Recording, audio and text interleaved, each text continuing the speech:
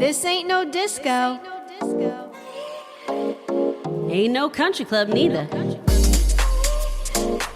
This is RVA.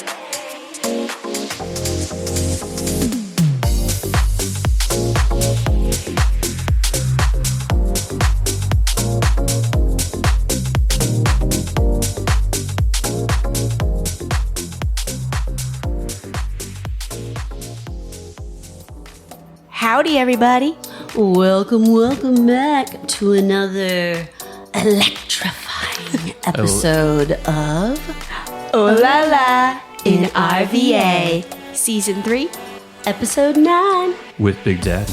Yeah. with Big Daddy indeed. So like I said, we have an electrifying episode today. Tell us more. Today we have a true Renaissance man who is Alan Pell Crawford. Excellent. And then I think we might play a little game, do our main interview, and then what you gonna drop on us, Big Daddy?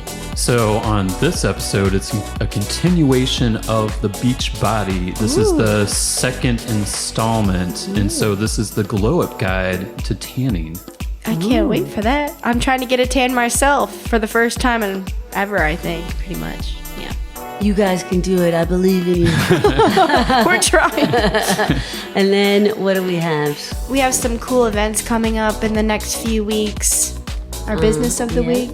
Yes, our business of the week, which I'm very excited to visit. Yes, and our show of the week. So let's get it started. Let's get it on. Okay, so today, everyone, we are thrilled to welcome a true Renaissance man, author, journalist, private investigator, and he's losing control of his headphones, and local band frontman of Alan Pell Crawford.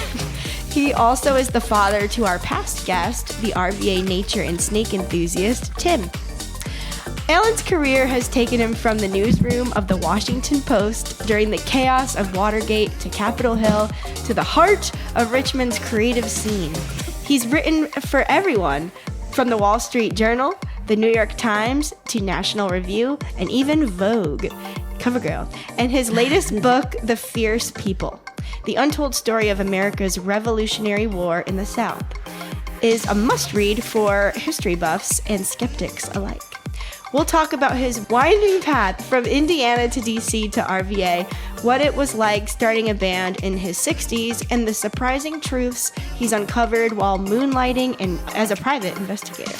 Let's get into it with the one and only Alan Pell Crawford. Shall we move into the icebreaker? Matt? All right, what is the icebreaker? Alan, we are going to be testing your knowledge. Bring it on. All right. So what we're going to do is play truth or title, not lie. So I'm going to read out a potential book title. You tell me if it's a real book title, if I just made it up, or perhaps, is it a great band name? You tell me. Okay. All right. Coming up. I think I understand. Yes. All right. You tell me what you think. The Whiskey Rebellion. I'm sure there are books with that title. You're correct. Written by William Hoagland in 2006. Yeah, okay. You're going to get all these right, I'm sure. You're a scholar and a gentleman. All right. How about Hambiscuits and Federalists? That's made up. You got one wrong. I was like, wow, I bet maybe he found inspiration for his I think it's a band. name. I thought it was your band. But no, actually, it is a book title. Hambiscuits and Federalism? And Federalists, yes. And Federalists. It's by John Egerton, and it's exploring Southern food and politics. It's a that's delicious great. read. I think it sounds right up your alley. Yeah, this combines all my passions in life. I know, right? It's Yeah. making me hungry. But I love to sink my teeth into a good Federalist. No. Don't we all? The Southern Compromise. Ooh, that sounds... I'm not going to say anything. It's not my game. I think that's made up. You're correct. Sounds plausible. I thought it was real. It is made up. Socks, Lies, and Videotape. Socks, S-O-C-K-S, or Yes. S-O-X? SOCKS. Socks, Lies, and Videotape. Mm-hmm. It's a good title, but I don't think it's real. You're correct.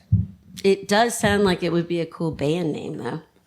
Don't you? Yeah, if I anybody thought it was. remembered what Lies and Videotape. I know. Was that was a movie It was, yes. 20 years ago, maybe? At least. I think it was probably, sadly, I'm going to show my age now, maybe 40 years ago. Okay. Because Andie MacDowell had very dark hair. And she doesn't now. She doesn't, Okay. sadly. Sadly. Her hair's still really pretty, though. And is her daughter is a star now, right? Yes. She's an actress. Doing quite well. Margaret Qualley. Yep. Okay. Oh, my God. Oh my God, Margaret Qualley. That's Matt's hall pass. Yeah. What's a hall pass? If somehow he it's- gets to meet her, I give him free reign to Somebody do what. you get to spend between the sheets with. Knocking boots. No questions asked. No, I saw her in Once Upon a Time in Hollywood. Ah, yes. And I thought she saw was that. terrific. That's all I've seen her in. I thought she was fantastic. You got to check out The Substance. Substance? Yes, with Demi Moore. Okay. It is a horror movie. She won the Golden Globe for it last year for Best Actress. She looks phenomenal. But so does Margaret Qualley. She plays a young Yeah, Demi it's Moore. very, very hot. Okay. Yes. Craig approved. He looked. But it is a very bizarre movie. It's about ageism in Hollywood and Yeah, that's all the terrible. pitfalls. It's just terrible It what is. happens. People get old. I know. Maybe not in this movie. All right. let's I see. was at a wedding reception the other day, and the man sitting next to me, we were sitting back because of our age while all the young people were on the dance floor. And he said, "Isn't it remarkable?" He said, "How we get older and older, and those girls in their 20s stay the same age. It's very true. Just horrible. It's not fair." It's an American tragedy. Oh, yeah, that's real. That, That was That was just me saying it's an American tragedy That's a getting book older. title. But I And believe American. it is. Yes. yeah, Yes. Theodore Dreiser. How about Cicadas in the Cabinet? If it's real, I've never heard of it. Yep, it's not. But it sounds kind of cool. Yeah. All right, one more. The Buttonwood Agreement. I'm guessing it's false, fake. Yes, it's kind of half fake. So, Yeah, Buttonwood's real, but yes, it was a real life document that founded the New York Stock Exchange in 1792. Oh, how interesting. Matt's a real history buff over here. That sounds very Killjoy. uninteresting. Well, we wouldn't have the stock exchange if it weren't for that document. So Yeah, no S&P 500. no 401k, No Warren nothing. Buffett. Well, that, but I mean, we also wouldn't probably have any money either. So. All right. But we digress. All right, let's Into get into the the meat interview. of this interview. Alan, are you from Richmond? If not, what brought you here? I am from the town of Evansville, Indiana, which is on the banks of the Ohio. I went to Indiana University, and then as an undergraduate, spent 2 summers in Washington. And then after graduation, moved there and was there on and off until 1993, I believe. And we'd had our first child. It was not Tim. It was Ned, who lives in Los Angeles. And I've never Shout heard of out Ned. Ned. I've never Shout heard of him. well, now you have. Tim's like, no, I'm an only child. He did not say he that. did not. And so we had our first child, and my wife wanted to be able to spend more time at home. She was working for PBS Oh, wow. in their national office. And so I got a job offer from the Martin Agency to join their public relations firm. And so we moved in, I think it was 93, and have been here ever since. That's pretty cool. Yeah. Yeah, they do a lot of well-known ads. Like do Super Bowl commercials and, all kinds of stuff. The Geico Gecko. Mm-hmm. Wow, I didn't know that either. I didn't do that. I had I was nothing like, to do did you with come that. up with that? Okay, so you've had such a rich and surprising life. Can you take us back to the beginning? What was your upbringing like in southern Indiana? My father was a famous radio personality Ooh, and a farmer. interesting. So he would get up in the morning, drive from our farm in Illinois to the radio station in Evansville. That was 50 miles. Oh my gosh. Then he would drive home he'd sign the radio station on in the morning, and then he would drive back maybe at 3 in the afternoon or so and farm. Wow, that is a lot of work. And one time I remember the school bus was taking us back, and his car had rolled into a ditch because he'd fallen asleep, which is no surprise. My mother was a school teacher. So we lived there in Indiana until I graduated from kindergarten. And that day we moved to a farm in Illinois, and then moved back when I was starting 6th grade. And so my mother was a school teacher. My dad was an eloquent, genial radio personality that everybody knew and loved. And what was his name? Gene Crawford. And he had a morning show called Toast and Coffee. That's cute. I love that name. That is cute. Yep. And so then I moved to, I don't know what point you want me to stop. I like knowing the just background of how people got into what they're doing now. So when I was always writing for the school papers, and then I wrote for a weekly that was in Washington. In the summer, I was going to be a sophomore, a junior, and then the summer I was going to be a senior. I was at the Washington Post as an intern. And an intern at the Washington Post in those days, I don't know what it is today, they just threw us into the newsroom to sub for people who were out on vacation. Yeah. So unlike the affirming attitude that is stressed in offices these days, which is we always need to learn from the young people. No, the Washington Post, it was like they would ridicule what you would do. Yeah. right. And there was something useful in that. And so that was the summer that Woodward and Bernstein were doing all their reporting on Watergate.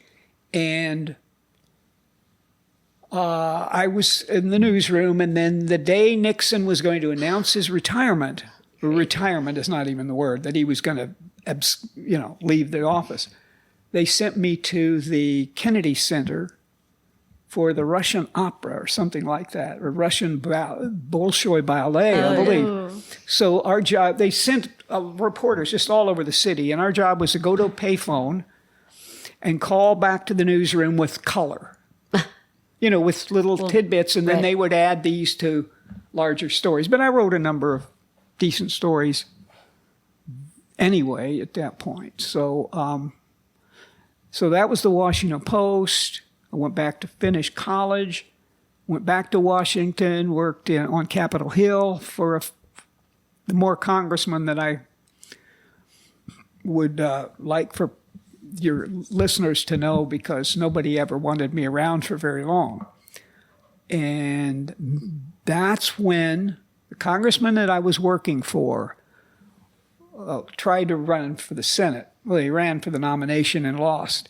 And so we were all going to be out of our jobs. And that's when I've heard that you could get a private detective's license. And you had to take a course. So I did that. I said, oh, this will be fun. I don't want to just sit in an office, the way I had done that. And I found it kind of constricting for my personality. So I got the license and then went to the boss who conducted the training and the class, asked me to work for him. So I did casework. I mean, it wasn't like a full-time job, but I was busy. And that was exciting and fun and kind of adventurous, and you never knew what was going to happen. One thing I did was I folded towels in a hospital because I was undercover. And the woman who ran the sterile processing unit, which was what it was called, she thought one of her little team was dealing drugs in the hospital. Oh. And so I was brought in under an assumed name to work in that room where they... like where the autoclave is or whatever? I think that's the term. I mean, they would bring in carts of stuff from surgery, right? I'm a nurse, so... What's that? I have a background in nursing, so... Okay, yeah. So then we'd have to clean those and then prepare a kit for an appendectomy or something. Right. So this guy worked in that unit, and I got to know, just by chatting with him and observing things, and I reported back after 6 weeks or whatever. No, I saw no evidence of it, and I probably got the boss in trouble. I think she was just looking for reasons to get rid of this guy, and I did other, more routine things. But That's cool. Crazy, though. That would not fly. Yeah, I can do that these nowadays. How so? Just having someone random come in undercover, like a private investigator at a hospital. I mean, with the security clearance and stuff, you have to have. I think that's right, and it's so easy now to get information on somebody. Right. Then True. It wasn't. So, and I was, I had a real job in there, and I had an assumed name, and so my job was folding towels. What was your alias? Do you remember? Alan Wilson. I think it was Wilson. Yeah. That's a good idea. Stick with the same first name. That funny. way you won't have like a dazed look. If Yeah, that's right. Tim's best friend's name, Wilson's. That's right. strange. His roommate. Yeah. Right? Yeah. Yeah. So I did stuff like that. Meanwhile, I was writing for City Paper, which was it was a little more undergroundy, the way alternative weeklies were back then, and kind of like Style, but with more of a hard-hitting edge. And so I was writing for them, and if you want me to keep going with this, I can. Keep going. We love hearing it. This is a fun story. This is the whole point. Okay, so at one point, I moved into, while I was writing a regular column for City Paper, I didn't pay my phone bill. Uh-oh. And they cut off my phone, right, as they do. So I was writing regular articles without a phone, and I would go up to the grocery store in DuPont Circle, where I lived, and make calls on a payphone. This is not how an investigative reporter is supposed to operate, right? Right. I lived for a while at an art gallery. Oh, wow. Which was 3 old townhouses, turn of the century townhouses. And behind it in the carriage, what had been the carriage house, was turned into an art gallery. And then they rented rooms for artists to work. And you shared a bathroom and a kitchen. And a friend found out about it, and we both moved in there. And I paid $125 a month. I had a room. Imagine that. I know, a shared bath. And it was great. I look back on that, Sounds nice. it was fun. It was interesting, un-Washington people living in there. Right. And that was fun. What kind of art did you see? Was it anything interesting? I never, the real artists in there never paid any attention to me. And I don't remember what they were doing. Some of them were kind of fly by night. They'd go in there and do mosaics or something for a week and then move away, or there was an entire basement of some sculptor or metal worker or something like that. So cool. Yeah, it was great. And now, unfortunately, those buildings were torn down the last few years, and an apartment house, high-end apartment house that was put up. Those ugly, soulless buildings. Yes, and they call it Gallery Place, which is interesting. Is it in Richmond? No, it's in Washington, D.C. Washington. Yeah, that was fun. I liked that.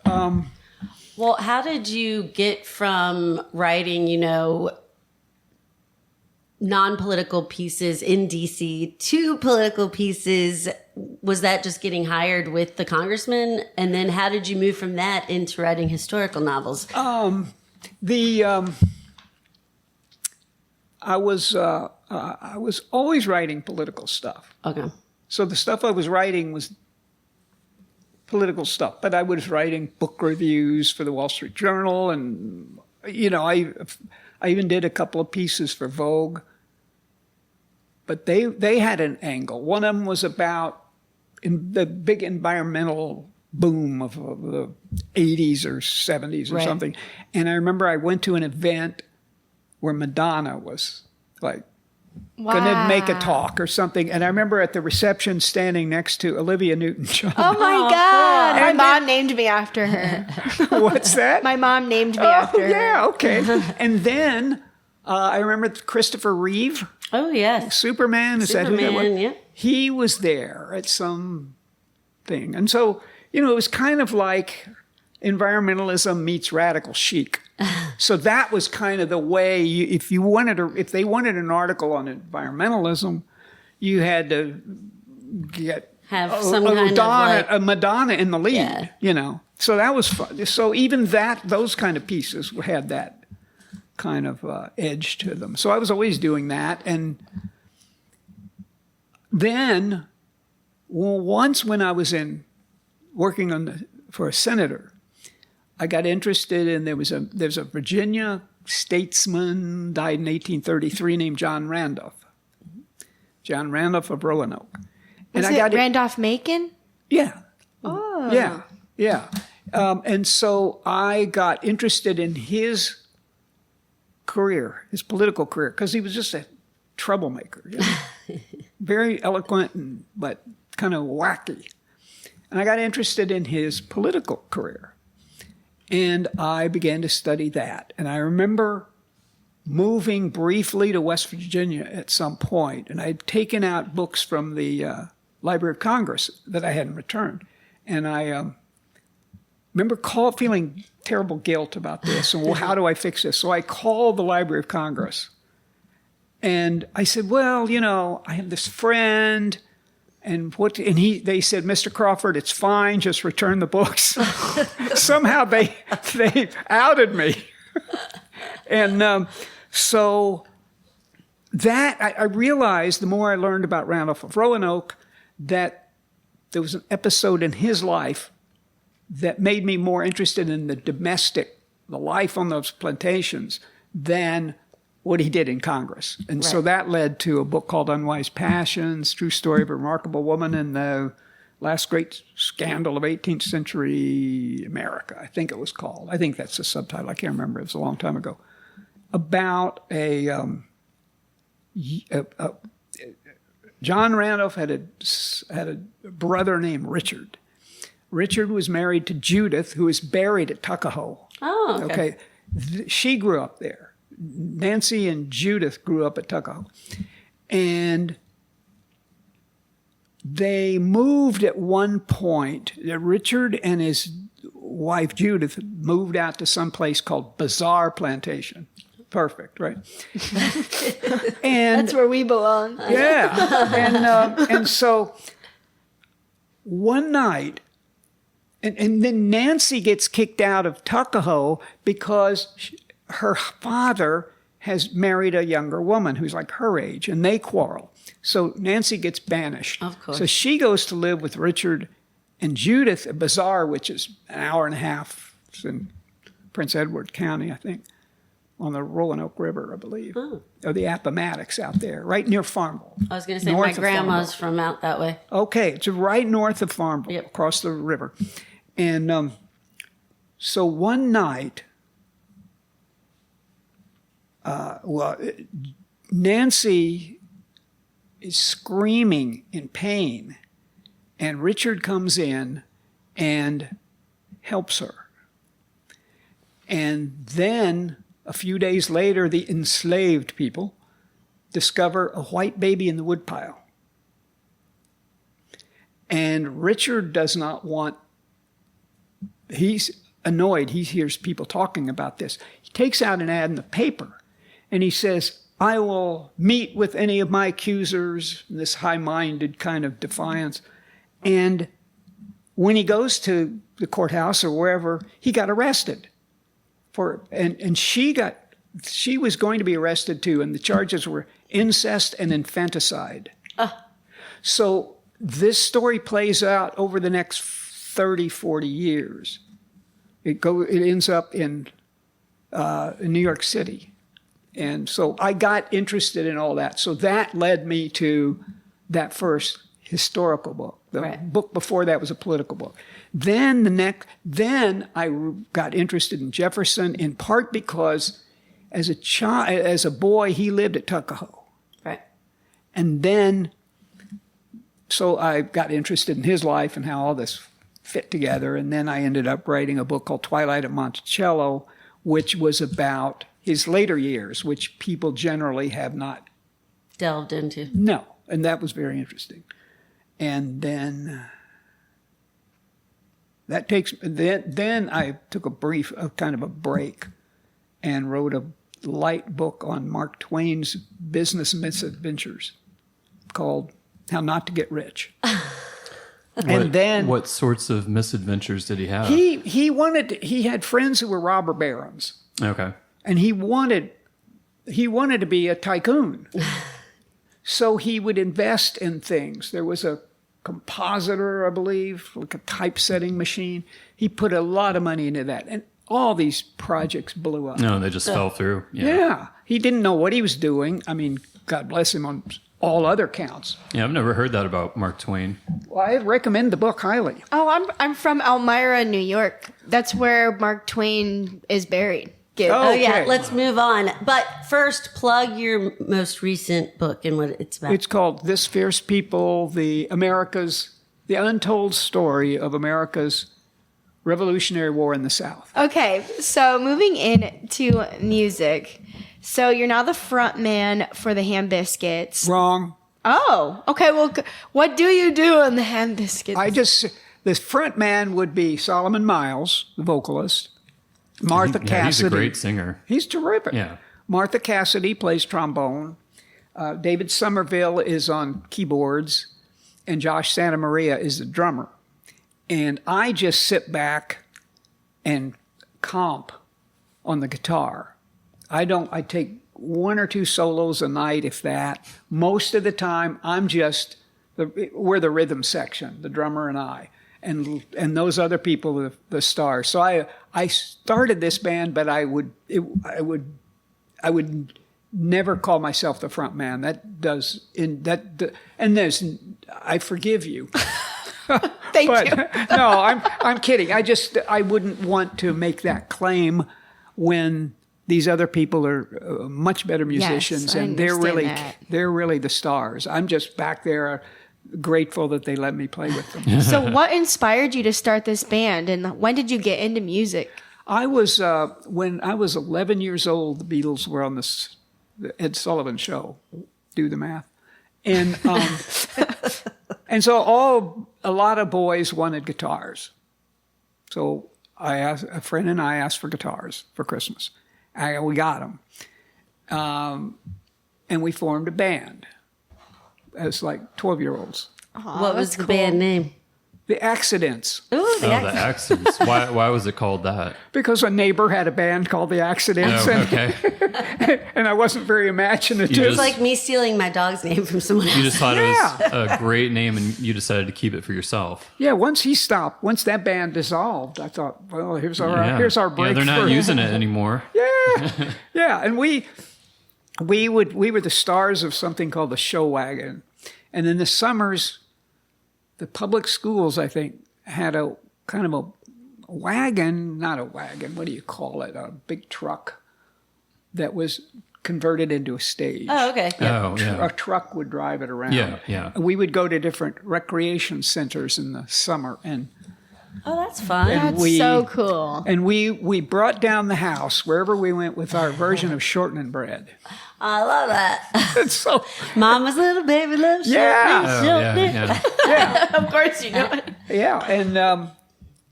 And we played at Teen Town and Albion, Illinois, which all great bands wanted. And Teen Town, is that like a festival? no, it's just a Like a venue. club that doesn't serve alcohol. Oh, well, that's no fun. In fact, the town that I was living in on the farm, right? We were outside of the town of El Dorado. El Dorado, back about the time the Beatles, this even predates my band. The Beatles were on the Ed Sullivan Show, and everybody talked about, not everybody, I'd hear this, do you know that one of the Beatles has a sister in Benton? Which was 30 miles from El Dorado. Right. And so I looked into this, and I wrote a story for Smithsonian where a friend and I, my friend that helped form the Hambiscuits, went over to Benton, Illinois, and George Harrison had a sister there. Ooh, that's cool. Oh, wow. And he, before the Beatles were the Beatles, or before they were big stars, George and Paul went to Greece or something, and Ringo went to Italy or something like this. And George went to Benton, Illinois. Oh, Yeah. interesting. Yeah. And so I found people that met him. Oh, that's so cool. And one night he jammed with a local band, the Four Vests, at the El Dorado Teen Town. Oh, wow. And I found people that Had seen were it? in that band. Oh, the Four cool. Vests. And the Four Vests. And he got interviewed by his school paper, by a woman's school paper, high school paper. And because Louise, his sister, had suggested this, but he was kind of shy. And he was interviewed by a woman who had a local radio show because it was on her dad's station, right? So he went on there. And I asked one of them, was he cute? And she says, oh, no. She said he looked like he needed a haircut. Of course. That's the kind of guys I like. Yeah. So it was this.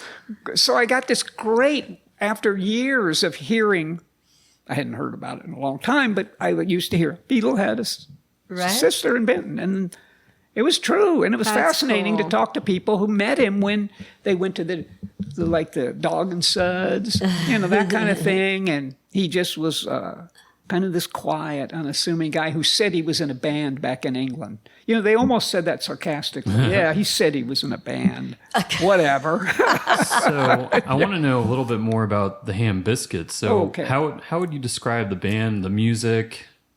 Well, a few years ago, I got a guitar for the first time in 30 years, right, or more, and got interested a little bit, played a little bit just by myself. And I remember we took the kids to New Orleans once, and I got really interested in that music. And so I figured, Dad, I really understand this stuff. I need to play it. So I began to play that kind of music and, early soul and R&B mainly, a lot of blues, B.B. King and Lonnie Johnson and some of these guys. And then I thought, well, I need to, maybe I could. I saw a video of John Boutte, and he had Paul, I can't remember his last name. And they were all sitting down doing a show at French Quarter Fest or something like that. And I thought, I could try to do this. Right. So I began to look around, and I saw Solomon on Band Mix. Where band musicians, I've been on there, Yeah, musicians advertise, what they can do. And I thought, this guy's pretty good. I'd like to get in touch with him. So like 2 days later, I'm at the old Pearlies. Mm-hmm. Yeah. And I'm sitting there, and this guy comes in. He sits at the next table. I said, "You're Solomon." Yeah. So we began to talk. And then, so he and I got together, and I would go over to his apartment and play a little music. And then he said, "I want to get my roommate involved in this," and that's Dave Somerville. And then we began to add other people. We played a little bit, and it sounded pretty good. So it's that kind of early jazz, a lot of upbeat kind of R&B, a little blues, that kind of thing. And it's so far it's worked.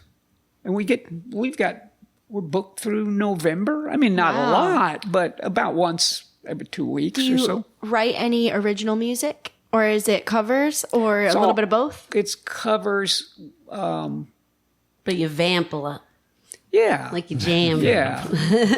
We do a song called "You Ain't Got No Drawers On." Oh. And I remember this woman, and that's how Saul introduces the band. He'll say, "And Alan over there on guitar, he got no drawers on tonight." And this woman, nice woman from my church, was at a party in our backyard where we played once, and she said, "Are you going to do that song I like so much? I'm not wearing any pants." Like, that's not the name of the song. No, that's draws. But you got the idea, So do you do any like modern covers, but in the style of New Orleans jazz? We do. It was a song that was on that The Wire. Oh yeah, I've seen that show. Yeah. It's Way Down in the Hole. Okay. Oh, yeah. Yeah, we do that.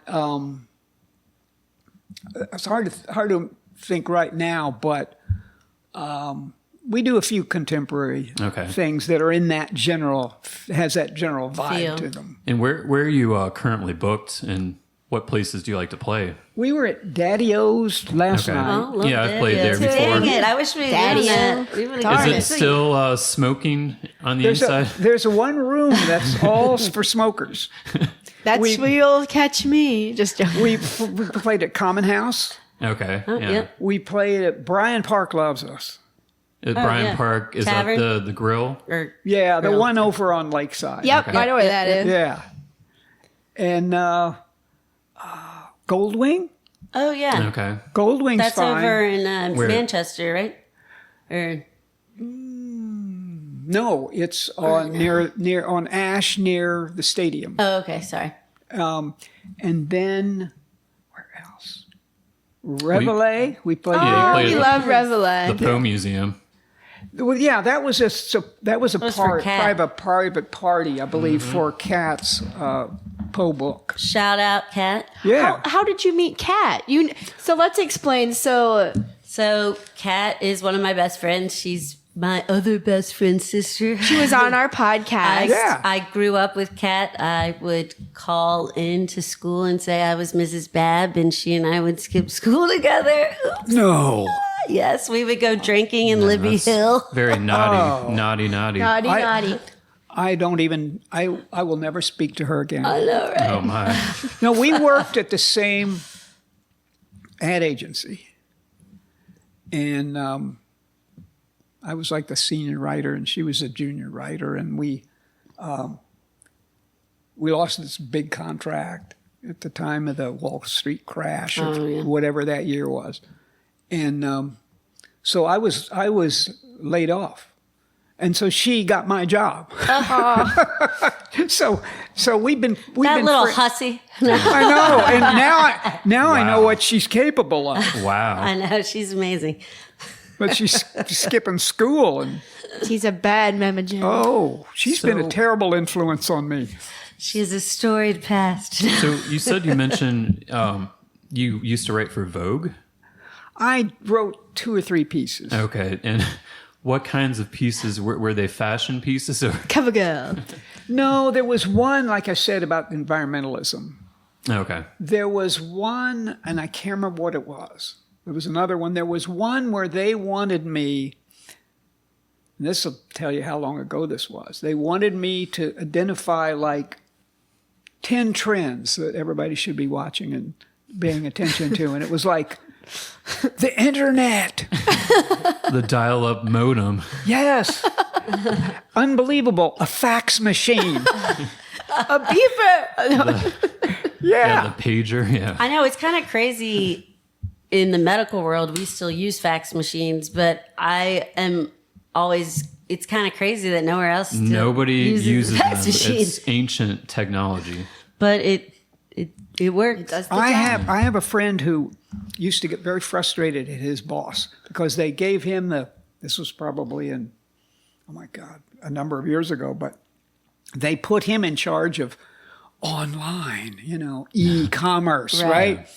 And his boss had these high demands on him, and he said, he's still trying to figure out how to use a fax machine. And he's wanting me to do this e-commerce thing. That's funny. I feel his pain. Yeah. One more question before we ask how we can support you. But you've reinvented yourself many times, it seems. What advice do you have for someone who wants to take a creative leap? Well, it wasn't always by choice. It was like, I have to survive, So I had to, I was, as crazy as my resume is, and I'm embarrassed by it. I'm like, I love it. I'm like, intrigued. we're not. Yeah. It looks like a good resume to me. Well, so there's a theme, there's a consistency to it no matter what I was doing. I was writing the same kind of stuff I write today for my college newspaper. And so no matter where I was always doing this. Now it's second nature to me. I have too many ideas. And so there was a strain of a consistent thing going on, even though you wouldn't think it. Right. And then you develop a kind of proficiency, I guess, and a sense of markets. A lot of writers I know, for them, writing is all about self-expression, right? And for me, it was, I'm not that, as You got to pay the bill. you got to pay, and this is not, this interview might suggest otherwise, but I'm not very interested in myself in some ways, right? There's other things going on in the world that I want to understand and get a handle on and talk about, and throw my little interpretation on. So that's always more interesting than me to sit around and talk about, what, the trees speak to me, you know what I mean? Yeah. That's, self-fulfillment. What I do is fulfilling, but that's not so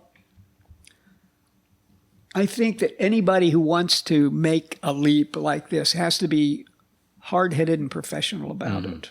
So if you've got a band, you can't just think you're rock stars. Yeah. You got to put in the work. You got to put in the work, and you've got to deal with all the different venues and the payments. Say the business side, yeah. So half of it is just networking. Exactly.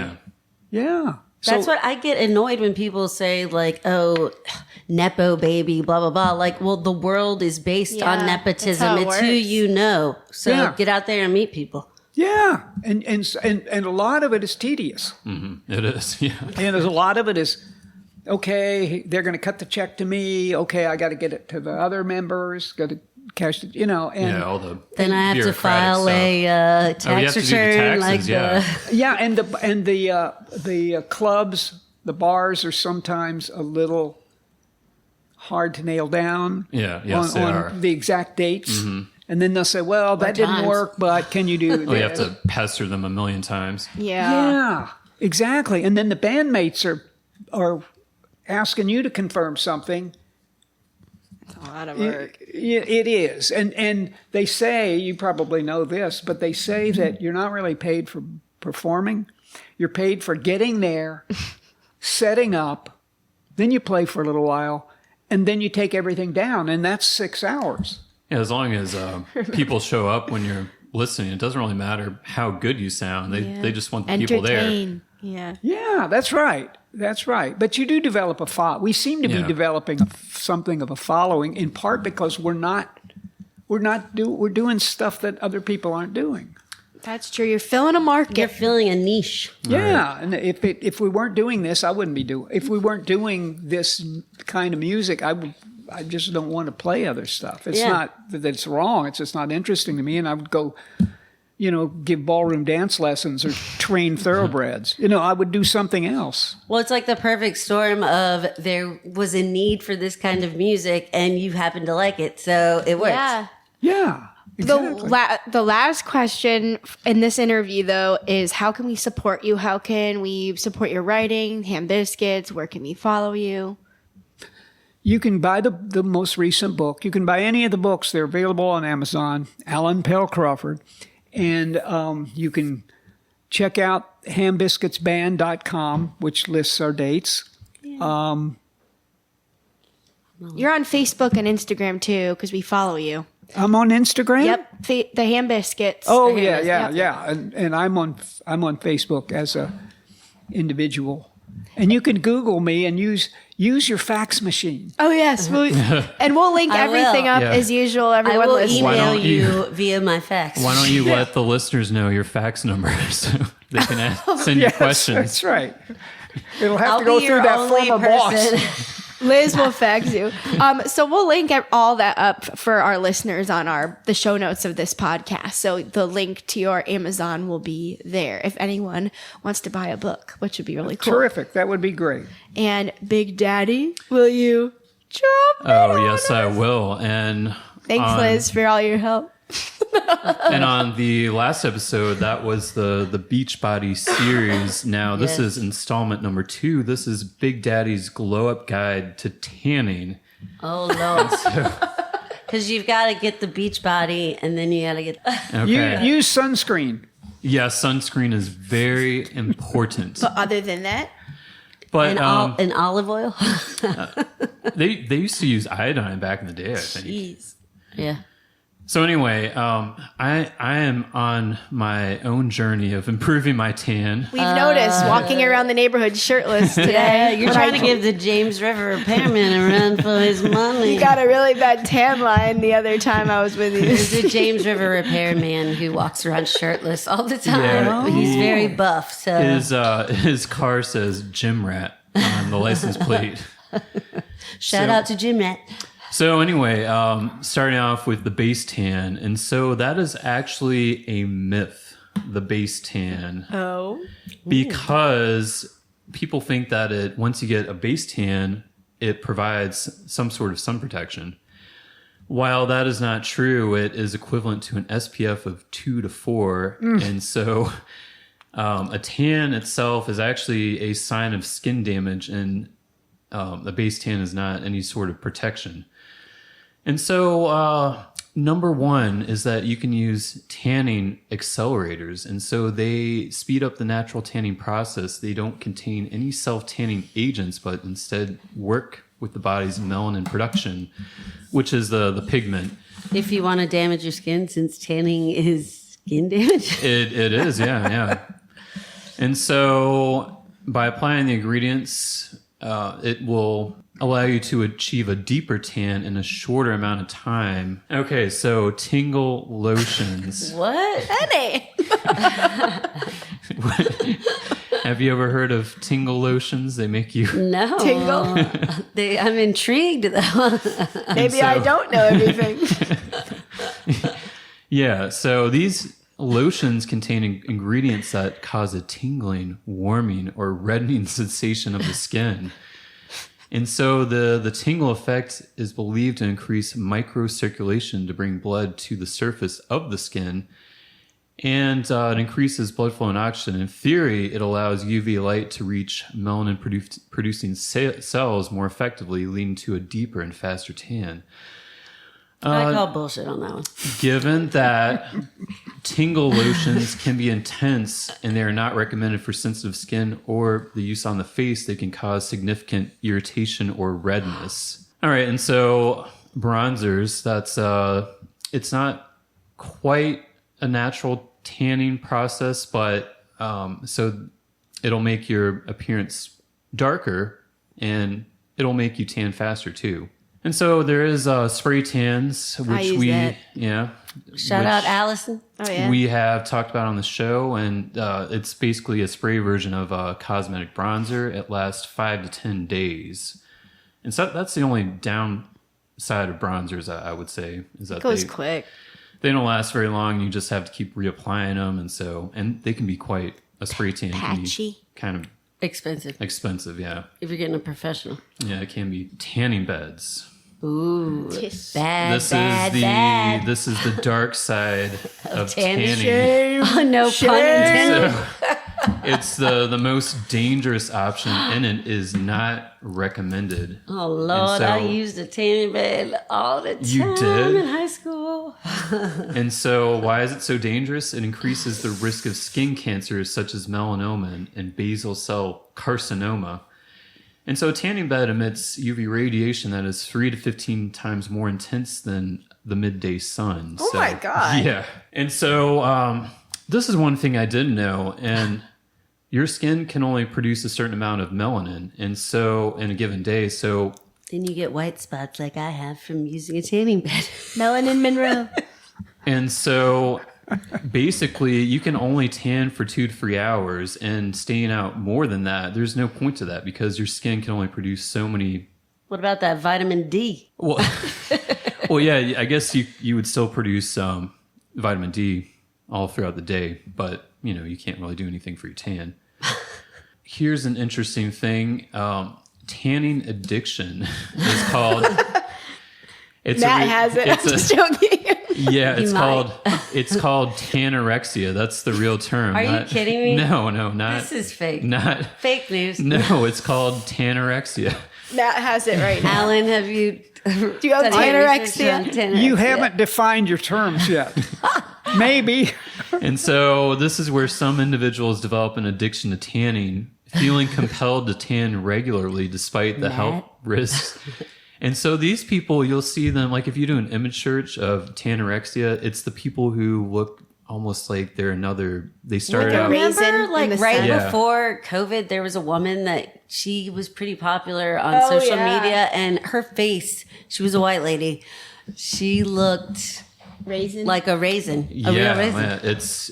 And She was called Tan Mom, I believe. That was her moniker. Alan has a tanning question. What is Trump doing? I think he's using bronzer Yeah. that Yeah, is I think he's using to the Self-tanner. extreme. He's literally getting a spray tan every day. And it's the worst kind because you can see above his forehead the lines, and he just Yeah, it doesn't- looks he doesn't horrible. do anything about It looks like he has a skin condition. like his hands don't mess the rest of his body. I It's think just he's very- getting sprayed with like Cheeto dust. He's the Cheeto boy. Anyway. All right. Anyway, so I wanted to mention that sunscreen is obviously one of the most important things, and with tanning accelerators and bronzers, a lot of them do not contain SPF. So make sure you're using at least SPF 30 because that's the best The for gold getting standard. My favorite. maximizing that tan while reducing the amount of skin damage. So over 30 is bullshit.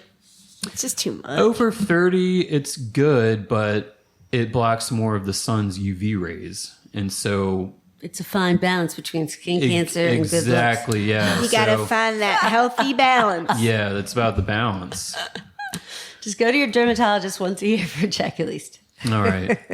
All right, that concludes Drop Adonis Big Daddy. Thank you, Big Daddy. Events? Yes. Let me tell you about what's happened around town. On Friday, June 27th, Friday Cheers will be happening. There's going to be a cool band there. Say She with Big Fancy. Tickets are $10. I say that's a deal. Damn. In advance, that is. 15 That's still a deal. at the door. Yes. Hopefully the weather will have cooled off slightly by then. Anyway, so Say She is a soulful female-led group. They do rock standards and with a little bit of disco thrown in there. They write their own music, not just covers. And they'll be promoting their sophomore. No, I'm saying original music to them, damn it. They'll be breaking in their sophomore album, Silver. Check it out. Sunday, June 29th, I kind of want to do this. Okay. From 2 to 9 at Virago Spirits, which is at 1727 Road Miller Street. There's cocktails and kittens. I know. It's kitten season, and the Richmond SPCA is inundated with adorable little furry So friends. basically, they want you to get drunk and adopt a cat? That Is sounds actually Basically, very. yes. It Tickets- sounds like it will work. So tickets are $20, but that gets you a cuddle and a cocktail okay. or mocktail. And That sounds they fun. do have some excellent whiskeys there. Oh my God, we had so much fun. We went earlier this year and had some delicious Scared. cocktails.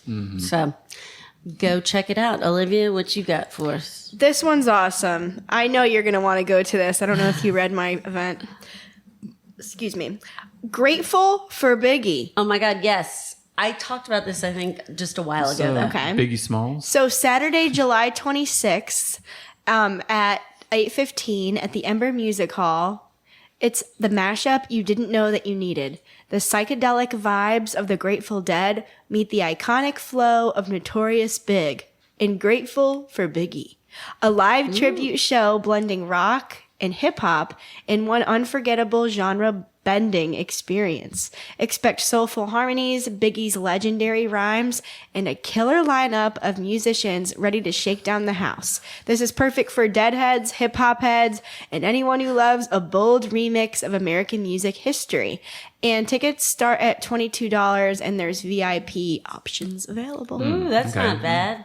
That sounds so much Sounds, fun. We should go. interesting. Yeah. I love both of them. I do as well. Anyway, second, there is a concert series that's been happening at West Broad Village on July 5th, which is the only one that's left. The Street Survivors, a Leonard Skinner experience is going to be there. Bring a blanket or a lawn chair and enjoy. Play some Skinner for me.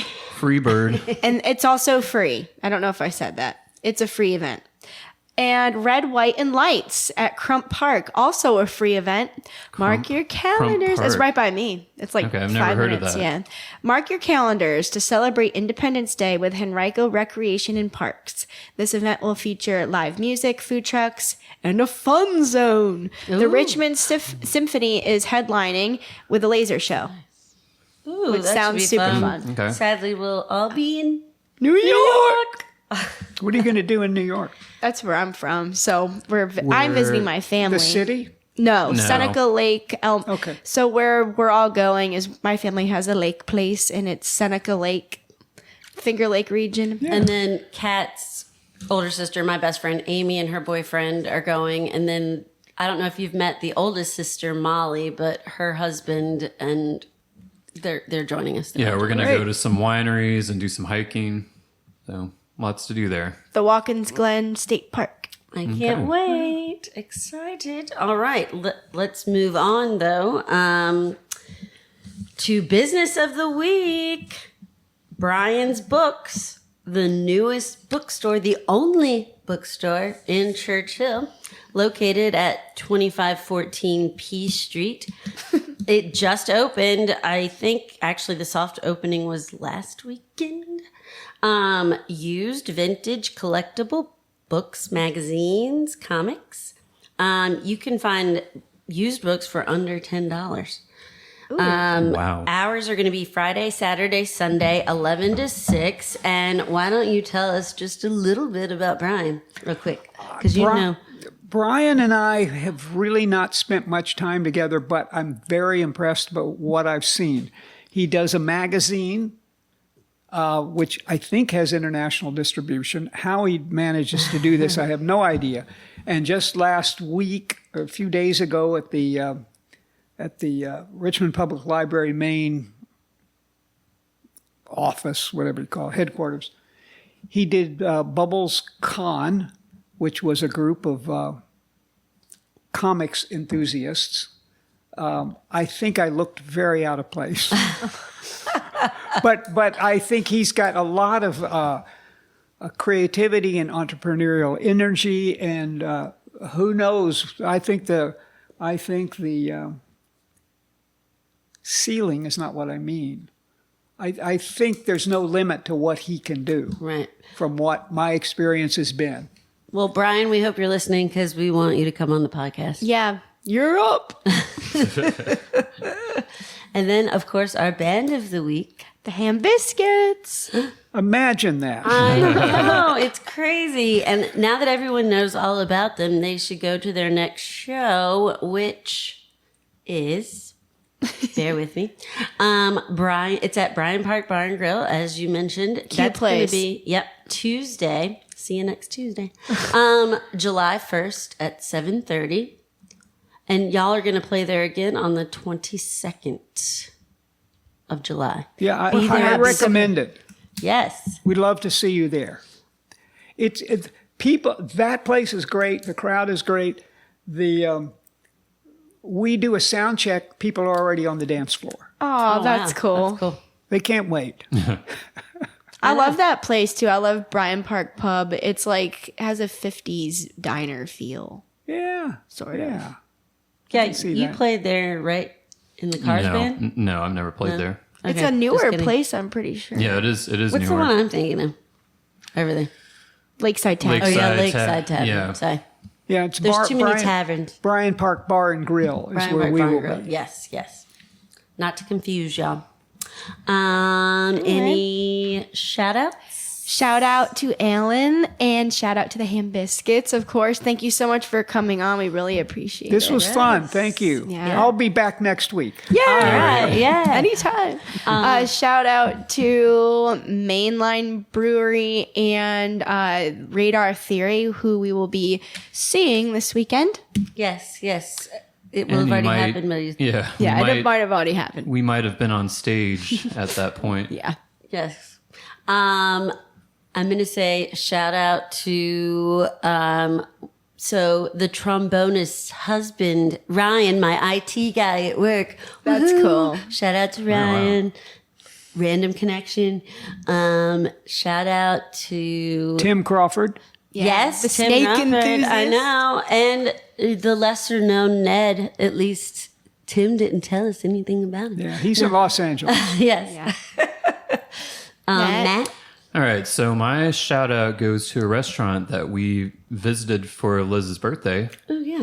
and it's called Trouvé. And it's located on 203 North Lombardy Street. And I would say they have like a really cool atmosphere. They have like very Yes. modern, hip, and it's where it's where Balasso used to be, and It used to be Bogarts. Bogarts back in the day, back in my college days. And so so it was kind of interesting going in there. Like the last time I had been, I think it was Balasso.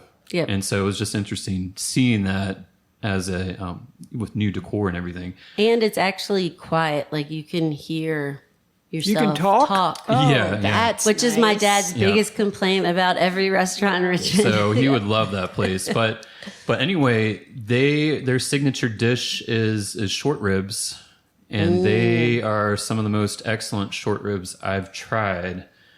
And so the chef there, he's very friendly, and they are friends with Liz's parents. Yes, yes. And I also want to say that their filet, we didn't have it, but Amy told me, she was like, you made a mistake. You should have had the filet. That's good So to we have to know. go back and try the Yeah. filet. But love they a do filet. change their menu quite frequently Yeah. because they're like farm to table. So, which is always good. I feel like filet never goes away. This is true. All right, guys. All Up right, next, well, we have ladies who golf. Yes. And maybe they can teach us something because boy, do I suck at golf. Same. I'm good at putt-putt. I'm good if I've had maybe a cocktail or two. Make sure to follow us, everybody, at Olala RVA on everything. Or on Instagram, Facebook, YouTube, Spotify, all of it. Yeah, and if you want to be a guest or if you want to promote your band, reach out to us. We'll consider it. Reach out, touch me. Alan, thank you again for being with us. It was so much fun. It hearing was. I about had a great time. everything you've done. You are a true Renaissance. Yes, Yeah. a Renaissance man. A gentleman and a scholar. All right, bye, everybody. Until next time. Yep, until next time. Try to stay cool out there.